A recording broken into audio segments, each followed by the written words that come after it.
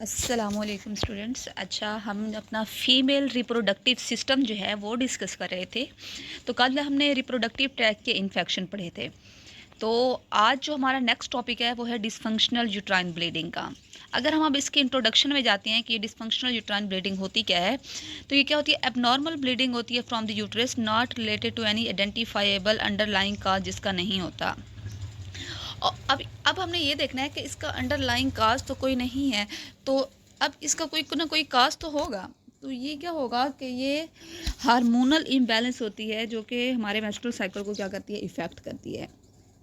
Dysfunctional uterine bleeding में हमने ये पढ़ा, नॉर्मल ब्लीडिंग होती है जो कि रिलेट नहीं करती किसी स्ट्रक्चरल या ऑर्गेनिक काज के ऊपर, बल्कि ये क्या होती है कि हार्मोनल इम्बैलेंस होता है जो कि इफ़ेक्ट कर रहा होता है इसको। अब नॉर्मल अगर हम देखते हैं साइकिल जो होता है उसका ओवरव्यू, जो नॉर्मल मेंस्ट्रुअल साइकिल बेसिस होता है वो क्या होता है? एवरेज साइकिल जो होता है 21 से 35 डेज़ का होता है, और नॉर्मल ब्लीडिंग कितनी होती है? 3 से 7 डेज़ होती है, और इसमें फ्लो रेट कितना होता है? 30 से 40 ml। हार्मोनल रेगुलेशन, अब दो हार्मोन्स होते हैं, एस्ट्रोजन और प्रोजेस्टेरोन, जो कि इसको कंट्रोल कर रहे होते हैं, इसमें की रोल प्ले करते हैं। अब नॉर्मल ब्लीडिंग की अगर हम बात करते हैं तो इसमें क्या होता है? जब साइकिल बिकम्स इरेगुलर और ब्लीडिंग पैटर्न क्या होता है? डेविएट कर रहा होता है नॉर्मल से, इसको हम क्या कहते हैं? डिसफंक्शनल ब्लीडिंग कहते हैं।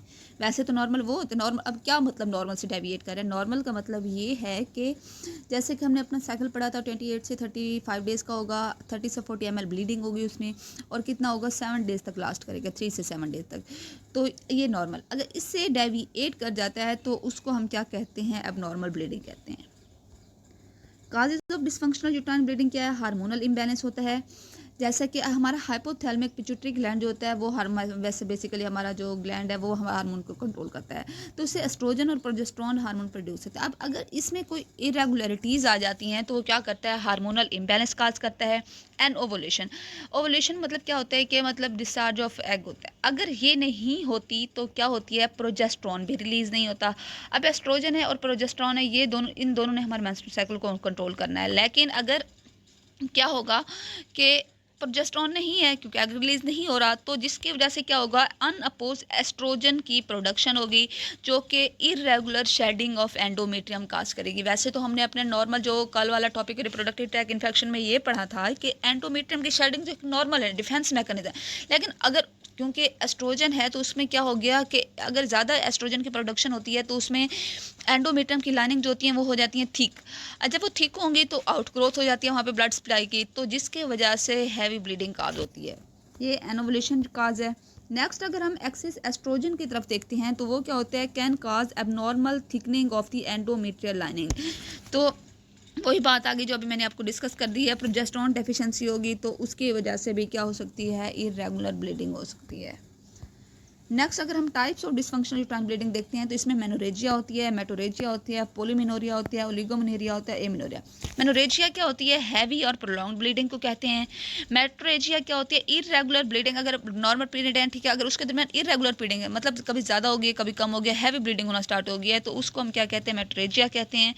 पोलीमिनोरिया क्या होती है? कि वैसे तो नॉर्मल साइकिल हमने ये पढ़ा था 28 से 35 डेज़ का होता है, लेकिन अगर उसको दोबारा से 21 डेज़ के बाद दोबारा उसको मेंस्ट्रुअल साइकिल स्टार्ट हो गया तो ये किसमें? पोलीमिनोरिया में आ जाता है। ओलिगो का मतलब आपने ओलिगो यूरिया पढ़ा था कि इसमें अगर यूरिन की डेफिशिएंसी हो जाती है, कम, उसकी कंसंट्रेशन कम हो जाती है, तो उसको हम ओलिगोमेनोरिया कहते हैं। इस लाइक सेम इस तरह ओलिगोमेनोरिया भी है कि अगर उसके डेज, मतलब उसके मेंस्ट्रुअल साइकिल हमने कम करना है इस ओलिगो में ना, तो 35 डेज़ भी उसको गुजर जाएंगे, उसके बाद भी अगर उसको मेंस्ट्रुअल साइकिल स्टार्ट नहीं होगा तो वो क्या होगा? ओलिगोमेनोरिया होगा। एमिनोरिया का मतलब क्या होता है? अब्सेंस ऑफ मेंस्ट्रुअल साइकिल को हम एमिनोरिया कहते हैं। अब सिम्टम्स ऑफ अगर डिसफंक्शनल यूट्राइन ब्लीडिंग को देखते हैं, इरेगुलर ब्लीडिंग होगी, हैवी पीरियड्स होंगे, इंटरमेंस्ट्रुअल ब्लीडिंग मतलब रेगुलर पीरियड्स के दरमियान उसको दोबारा से ब्लीडिंग स्टार्ट हो जाएगी, और अदर सिम्टम्स में फटीग होगा, पेशेंट को अनीमिया। अब अनीमिया क्यों होगा? कि पेशेंट को हैवी ब्लीडिंग हो रही है जिसकी वजह से क्या होगी? खून की कमी हो जाएगी, आयरन की कमी हो जाएगी, तो पेशेंट अनीमिया का शिकार हो जाएगा। और पेल्विक डिस्कम्फर्ट जो होते हैं इसके साइन एंड सिम्टम है। अच्छा, साइन एंड सिम्टम में मैं फ़र्क आप लोगों को ये बता दूँ कि साइन और साइन वो होती है जो हम खुद ऑब्जर्व करते हैं, जबकि सिम्टम वो होता है जो सब्जेक्टिव स्टेट होती है और हमारा पेशेंट हमें बताता है। Risk factor for dysfunctional uterine bleeding क्या है? एज। अब जो एडोलेसेंट एज होती है और नियर मेनोपॉज, मेनोपॉज क्या होते हैं कि परमानेंट सीजेशन जब हो जाती है किसकी, मेंस्ट्रुअल साइकिल की, तो उसको हम क्या कहते हैं, मेनोपॉज। तो इन वुमेन में क्या होती है, हार्मोनल फ्लक्चुएशन ज़्यादा होती है। तो हमने पहले ये पढ़ा है कि हार्मोनल इंबैलेंस होगी तो डिसफंक्शनल यूट्राइन ब्लीडिंग काज करेगा। तो एज भी है, कॉमन फैक्टर है। ओबेसिटी, ओबेसिटी किस तरह होगी कि अगर एक ओबीज वुमेन है कि उसके एडिपोज टिश्यू ज़्यादा, अब एडिपोज टिश्यू से एस्ट्रोजन की प्रोडक्शन ज़्यादा होगी, तो जिसकी वजह से क्या होगा, वो फिर हैवी ब्लीडिंग होगी। पीसीओज, पॉलीसिस्टिक ओवेरियन सिंड्रोम, आजकल की यंग जनरेशन में पीसीओज बहुत ज़्यादा कॉमन है। अब पीसीओज क्या होती है कि इसमें भी हार्मोनल इम्बैलेंस हो जाता है। अब डॉक्टर क्या करते हैं कि हार्मोनल थेरापी पेशेंट को देते हैं, लेकिन ऐसा हार्मोनल थेरापी नहीं देनी चाहिए। इसको हम डाइट से भी कंट्रोल कर सकते हैं, वेट से भी कंट्रोल कर सकते हैं और एक्सरसाइज से भी कंट्रोल कर सकते हैं। तो इसमें हमने क्या पढ़ा, रिस्क फैक्टर, एज पढ़ा, ओबेसिटी पढ़ी और पीसीओज पढ़ा। थायराइड डिसऑर्डर, हमारे पास T3 और T4 हार्मोन्स होते हैं। अगर इनकी कंसंट्रेशन ज़्यादा हो जाती है, ठीक है, तो उसको हम हाइपरथायराइडिज्म कहते हैं। अगर इनकी कम हो जाती है, हाइपोथायराइडिज्म कहते हैं। अब बोथ हाइपरथायराइडिज्म और हाइपोथायराइडिज्म क्या होते हैं, इरेगुलर ब्लीडिंग काज कर सकते हैं। स्ट्रेस, इमोशनल स्ट्रेस जो होता है वो भी हार्मोनल इम्बैलेंस को काज कर सकता है। पैथोफिजियोलॉजी में देखते हैं, सबसे पहले हमने यही पढ़ा था ना कि हमारा हार्मोनल इंबैलेंस होगा। तो हार्मोनल इंबैलेंस क्या होगा, जो हमारा हाइपोथैलेमिक पिट्यूटरी एक्सिस है उसकी डेविएशन होगी, तो कॉर्पस ल्यूटियम नहीं होगा। तो कॉर्पस ल्यूटियम जब नहीं होगा तो एग नहीं, मतलब क्योंकि उसकी वो होती है ना, एग फॉर्म करने में हेल्प करता है।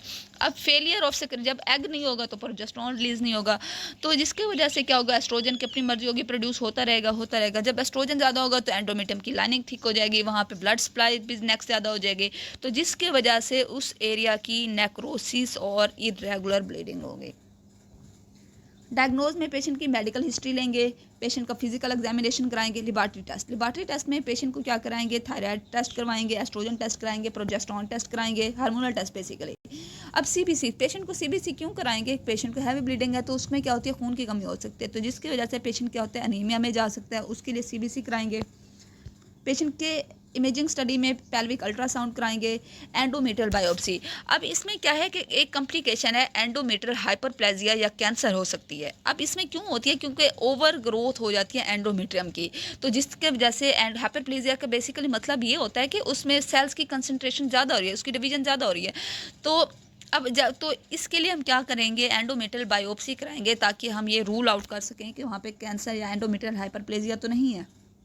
ट्रीटमेंट क्या कराते हैं, हार्मोनल ट्रीटमेंट कराते हैं, जिसमें हम ओरल कंट्रासेप्टिव देते हैं, प्रोजेस्टेरोन थेरापी कराते हैं, क्योंकि प्रोजेस्टेरोन की कमी है ना, तो उसकी वजह से क्या है, एस्ट्रोजन ने अपने काम किए हुए हैं। इंट्रायूट्राइन डिवाइस क्या होती हैं, ये बेसिकली आप लोगों ने इस फैमिली के मेथड में भी पढ़े होंगे, CHN में। ये क्या होती है, ये डिवाइस होती है, टी शेप की बेसिकली होती है, तो इसको क्या करते हैं, यूट्रस में इम्प्लांट करते हैं। ये प्रोजेस्टेरोन रिलीजिंग जो होती है IUD डिवाइस, वो हम हेल्प करती है हैवी ब्लीडिंग के लिए।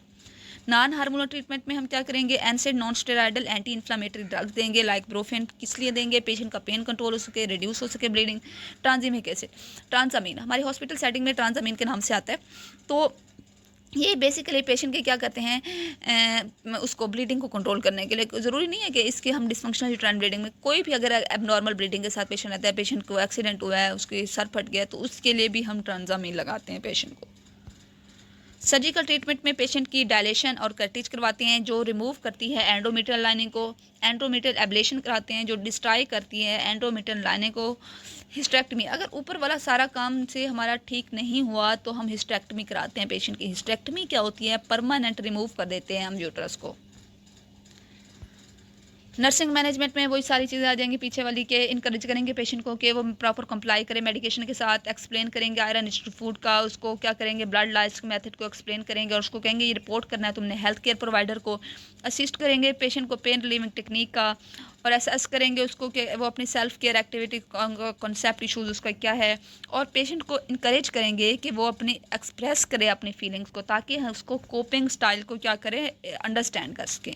ये नर्सिंग मैनेजमेंट में आ जाएगा।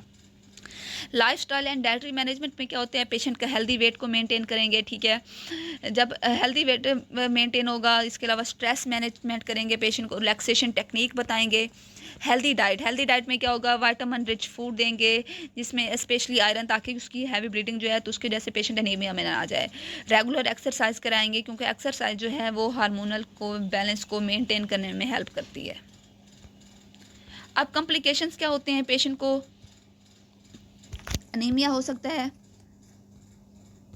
एनीमिया हो सकता है, ठीक है, क्योंकि हैवी ब्लीडिंग है, इम्पैक्ट हो सकता है उनकी क्वालिटी ऑफ लाइफ। क्या मतलब, पेशेंट क्या होते हैं, अगर हैवी ब्लीडिंग है तो उसकी नॉर्मल एक्टिविटीज़ क्या है, डिसरप्ट हो गई हैं, जिसकी वजह से इमोशनल डिस्ट्रेस काज होगा। नेक्स्ट है एंडोमेट्रियल हाइपरप्लेजिया और कैंसर। ये मैंने आपको पहले बता दिया हुआ है कि जब एस्ट्रोजन की अनअपोज सप्लाई होगी, प्रोडक्शन होगी, तो एंडोमेट्रियम की लाइनिंग ठीक हो जाएंगी, जहाँ पे over growth of blood supply होगी, और इसके अलावा वो क्या करते हैं, रिस्क ऑफ एंडोमेट्रियल कैंसर को इंक्रीज कर दें। मोस्ट इंपॉर्टेंट जो होता है रिप्रोडक्टिव सिस्टम की जो डिजीज होती है वो इनफर्टेलिटी की तरफ ले जाती है। इनफर्टेलिटी क्या होती है, वो वुमेन चाइल्ड बेयरिंग में नहीं आती, मतलब वो कंसीव नहीं कर सकती। तो मोस्ट इंपॉर्टेंट जो इसका कॉम्प्लिकेशन क्या है, इनफर्टेलिटी है। अब पेशेंट को ये बताएंगे कि उसने मेडिकल हेल्प कब लेनी है, अगर उसको हैवी ब्लीडिंग है या प्रोलॉन्ग ब्लीडिंग है, स्पॉटिंग हो रही है पेशेंट को, सीवियर पेन है पेशेंट को, और साइन ऑफ एनीमिया। अगर हम बेसिकली देखा जाए कि पेशेंट को, अगर हमारे कॉमन में भी कि अगर एक पेशेंट है उसको खून की कमी है, एनीमिया है, तो उसमें क्या होगा, उसको क्या होगी, वो पेशेंट थका थका सा रहेगा, ठीक है, एक्टिव नहीं होगा, उसको डिजीनेस, चक्कर आते रहेंगे। और एसओबी, एक पेशेंट है जिसको खून की कमी है, ब्लड की कमी है, तो वो क्या होता है कि उसका सांस जल्दी फूल जाता है, एसओबी का शिकार रहता है। तो ये भी इसमें क्या होती है कि अगर पेशेंट को ये चीज़ें हो रही हैं तो उसने मेडिकल हेल्प लेनी है। अब कंक्लूजन में अगर हम ये क्या लेते हैं, जो डिसफंक्शनल यूट्राइन ब्लीडिंग है कॉमन कंडीशन है स्पेशली इन वुमेन में जिसमें हार्मोनल इम्बैलेंस होता है। इसका अर्ली डायग्नोज और ट्रीटमेंट क्या होता है, प्रिवेंट कर सकता है कॉम्प्लिकेशन में। अब इसके डिफरेंट ट्रीटमेंट अवेलेबल हैं, जैसे मैंने आपको पीछे बताया, हार्मोनल थेरापी कराएंगे, सर्जरी हो सकती है, और लाइफस्टाइल चेंजेस से इसको कंट्रोल किया जा सकता है। नर्सिंग डायग्नोज की अगर हम बात करते हैं तो कल वाले टॉपिक में मैंने आपको बताया था कि नर्सिंग डायग्नोज, जो 2 नर्सिंग डायग्नोज है, anxiety due to deficient knowledge, ये तो हम हर किसी में लिख सकते हैं।